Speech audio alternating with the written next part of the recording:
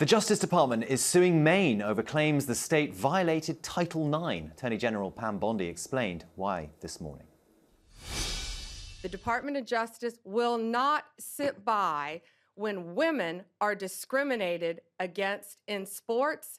This is about sports. This is also about these young women's personal safety.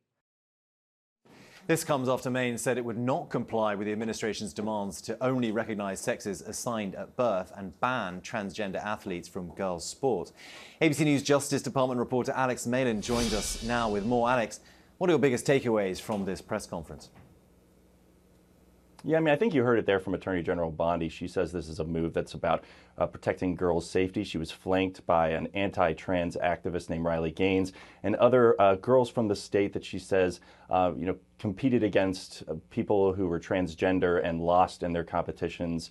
Obviously, James, this was a big issue for Republicans to highlight during the 2024 election. They hope that this will continue to be an issue that Democrats have kind of struggled to rally around and figure out their concrete messaging on this issue of transgender athletes participating in women's and girls' sports. And obviously that by bringing this civil lawsuit against Maine, they are trying to bring this into a federal court. You remember that contentious exchange back in February with Governor Janet Mills of Maine and at the White House with President Trump, where he directly challenged her, said, are you going to comply with federal law? And she said, I'll see you in court. And this is the administration now turning the table saying, all right, we're ready to bring this to a court of law. James. And so how is Maine responding to all of this?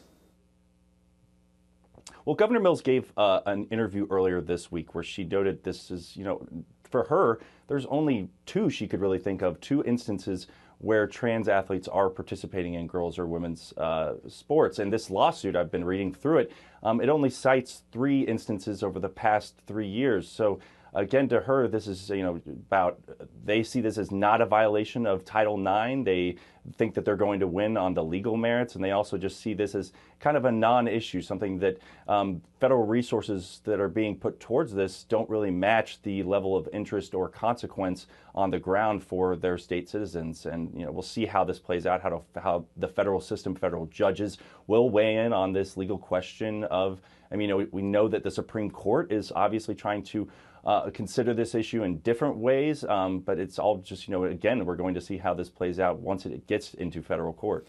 And Alex, Attorney General Bondi was also asked about the arson attack on the Pennsylvania Governor Josh Shapiro's home. What did she say about that? Yeah, this is a really notable answer, James, because we've been asking since this attack happened to the Justice Department. I've been asking almost every day, is the Justice Department going to announce a federal investigation of this suspect? That is very common when there is a high-profile attack on a political figure, that the Justice Department will follow suit to make clear and send a message that this is not acceptable in this country. Political violence, domestic terrorism is not acceptable. And Attorney General Bondi was asked directly, was this an act of domestic terrorism? The reporter noted that in recent weeks, she has been highlighting the attacks on Teslas and Tesla dealerships around the country as acts of clear domestic terrorism.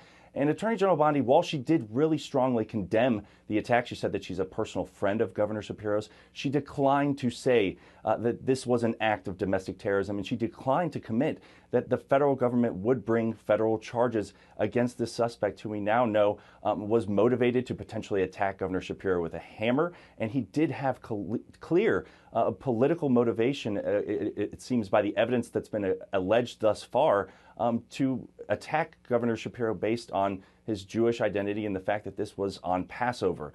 So it's really striking, again, to see the Justice Department take this position that attacks against Tesla are domestic terrorism, but this attack, as of yet, they are not labeling it as such.